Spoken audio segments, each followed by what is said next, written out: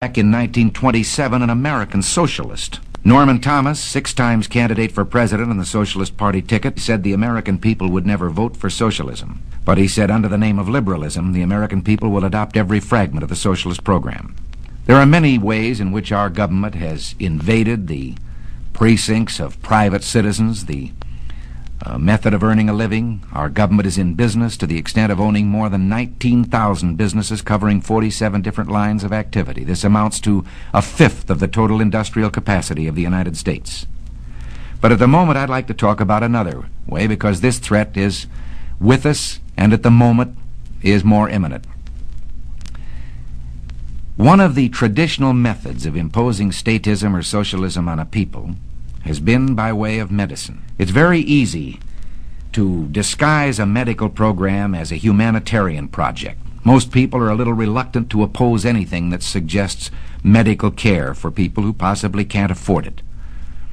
Now, the American people, if you put it to them about socialized medicine and gave them a chance to choose, would unhesitatingly vote against it. We had an example of this under the Truman administration. It was proposed that we have a compulsory health insurance program for all people in the United States, and of course the American people unhesitatingly rejected this. So, with the American people on record as not wanting socialized medicine, Congressman Farrand introduced the Farrand Bill. This was the idea that all people of Social Security age should be brought under a program of compulsory health insurance. Now, this would not only be our senior citizens, this would be the dependents and those who are disabled. This would be young people if they are dependents of someone eligible for Social Security. Now, Congressman Farrand brought the program out on that idea of just for that particular group of people. But Congressman Farrand was subscribing to this foot-in-the-door philosophy, because he said, if we can only break through and get our foot inside the door, then we can expand the program after that. Walter Reuther said, it's no secret that the United Automobile Workers is officially on record as backing a program of national health insurance. And by national health insurance, he meant socialized medicine for every American. Well, let's see what the socialists themselves had to say about it. They say, once the Farrand Bill is passed, this nation will be provided with a mechanism for socialized medicine capable of indefinite expansion in every direction until it includes the entire population. Well, we can't say we haven't been warned. Now, Congressman Farrand is no longer a congressman of the United States government. He has been replaced, not in his particular assignment, but in his backing of such a bill, by Congressman King of California. It is presented in the idea of a great emergency that millions of our senior citizens are unable to provide needed medical care. But this ignores the fact that in the last decade, 127 million of our citizens, in just 10 years, have come under the protection of some form of privately owned medical or hospital insurance.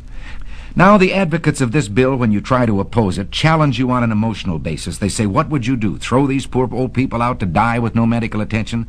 That's ridiculous, and of course no one has advocated it. As a matter of fact, in the last session of Congress, a bill was adopted known as the Kerr-Mills Bill. Now, without even allowing this bill to be tried to see if it works, they have introduced this King Bill, which is really the Farrand Bill. What is the Kerr-Mills Bill? It is a frank recognition of the medical need or problem of our senior citizens that I've mentioned. And it is provided from the federal government money to the states and the local communities that can be used at the discretion of the state to help those people who need it. Now, what reason could the other people have for backing a bill which says we insist on compulsory health insurance for senior citizens on a basis of age alone, regardless of whether they are worth millions of dollars, whether they have an income, whether they're protected by their own insurance, whether they have savings? I think we could be excused for believing that, as ex-Congressman Farrand said, this was simply an excuse to bring about what they wanted all the time, socialized medicine. James Madison, in 1788, speaking to the Virginia Convention, said, since the general civilization of mankind, I believe there are more instances of the abridgment of the freedom of the people by gradual and silent encroachment of those in power than by violent and sudden usurpations. They want to attach this bill to Social Security, and they say here is a great insurance program now instituted, now working. Let's take a look at Social Security itself. Again, very few of us disagree with the original premise that there should be some form of saving that would keep destitution from following unemployment by reason of death, disability, or old age. And to this end, Social Security was adopted. But it was never intended to supplant private savings, private insurance, pension programs of unions and industries. Now, in our country, under our free enterprise system, we have seen medicine reach the greatest heights that it has in any country in the world. Today, the relationship between patient and doctor in this country is something to be envied any place. The privacy, the care that is given to a person, the right to choose a doctor, the right to go from one doctor to the other. But let's also look from the other side at the freedom the doctor loses. A doctor would be reluctant to say this. Well, like you, I'm only a patient, so I can say it in his behalf. The doctor begins to lose freedoms. It's like telling a lie, and one leads to another. First, you decide that the doctor can have so many patients. They're equally divided among the various doctors by the government. But then the doctors aren't equally divided geographically. So a doctor decides he wants to practice in one town, and the government has to say to him, you can't live in that town. They already have enough doctors. You have to go someplace else. And from here, it's only a short step to dictating where he will go. This is a freedom that I wonder whether any of us have the right to take from any human being. I know how I'd feel if you, my fellow citizens, decided that to be an actor, I had to become a government employee and work in a national theater. Take it into your own occupation or that of your husband. All of us can see what happens once you establish the precedent that the government can determine a man's working place and his working methods, determine his employment. From here, it's a short step to all the rest of socialism, to determining his pay. And pretty soon, your son won't decide when he's in school where he will go or what he will do for a living. He will wait for the government to tell him where he will go to work and what he will do. In this country of ours took place the greatest revolution that has ever taken place in world's history, the only true revolution. Every other revolution simply exchanged one set of rulers for another.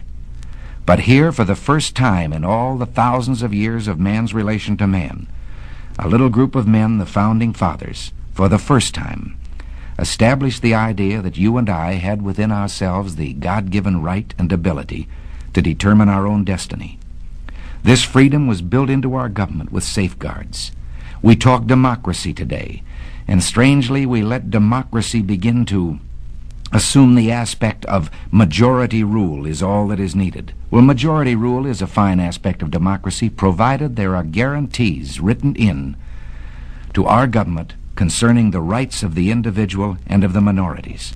What can we do about this? Well, you and I can do a great deal.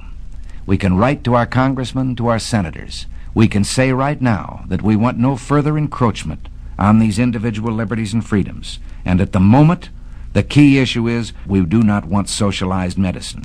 In Washington today, 40,000 letters, less than 100 per congressman, are evidence of a trend in public thinking.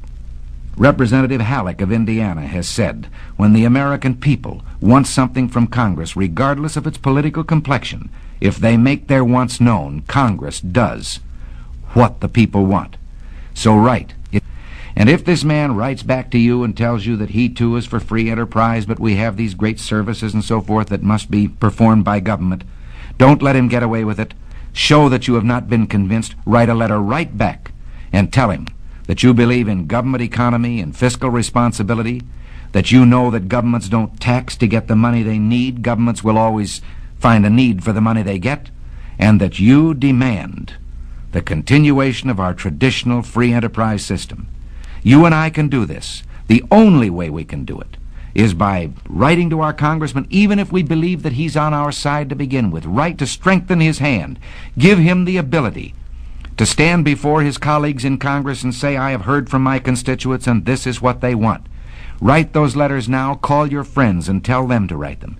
If you don't, this program, I promise you, will pass just as surely as the sun will come up tomorrow. And behind it will come other federal programs that will invade every area of freedom as we have known it in this country, until one day, as Norman Thomas said, we will awake to find that we have socialism. And if you don't do this, and if I don't do it, one of these days you and I are going to spend our sunset years telling our children and our children's children what it once was like in America when men were free.